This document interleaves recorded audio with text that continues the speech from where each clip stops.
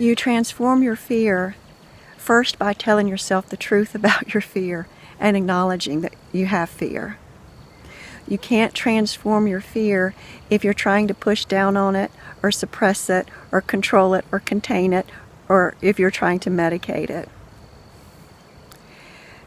Your fear will transform in the light and with the light of your compassionate awareness. Now, that compassionate awareness is not something that you have to drum up. It's something that you innately are, and something that you can learn how to access when you learn how to quiet your mind and get below the level of the surface thinking brain and below the level of your emotions. And you can do that and respond to your fear by first acknowledging all the fearful thoughts that are going on in your head and the movies that your mind is playing, by just acknowledging those and not trying to fight them. And then look beneath the level of the brain and connect with your body and see if you can get a sense of the physical sensation experience of fear. It will often feel like nervousness, maybe of trying to get away, trying to run away, feeling keyed up. It may feel like your heart is racing. You may feel literal butterflies in your stomach. Of course, that's not literal, it's metaphorical, but it may feel like there's a tension in your stomach or gnawing in your stomach. You may feel a tightness in your shoulders. So see if you can start to notice the body sensations that are happening with what you're calling fear. There must be body sensations that are going along with the feeling of fear, or you wouldn't know that it was fear.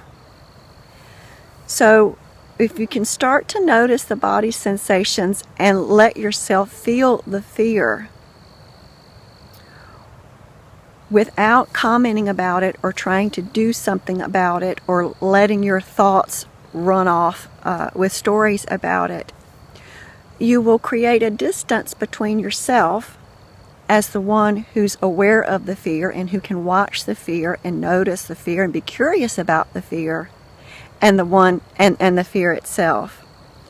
So when you can do that, you create a distance, and it keeps you from getting swept away with your fear. It keeps you from developing thoughts and stories and possible future terrible scenarios that the mind is inclined to want to do in response to the chemicals that are being released at the level of the body that make you know that you're feeling fear.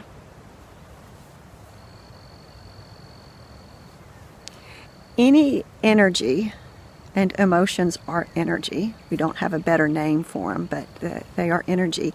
Any energy will transform in the presence of love energy. And I know that might sound woo-woo, airy-fairy, but the point is you don't have to love that you feel afraid. Just not realistic. You're not going to be able to do that. But if you can simply be present with,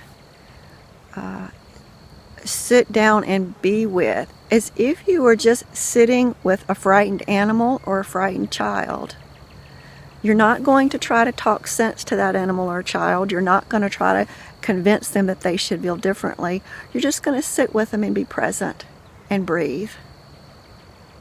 So this is what you're being called to do for yourself, especially in times like this that are very challenging. And the lovely thing about this is the more you practice being the one who can watch and being the one who is aware, the more you experience yourself as that, and the more you can sort of exercise that muscle and become more accustomed to being the one who is present for anything that happens inside of you, and therefore able to bring light and calm and awareness to whatever's happening. So I hope you find that helpful, and if I can be of any more help, please don't hesitate to contact me at shellyascoach@gmail.com.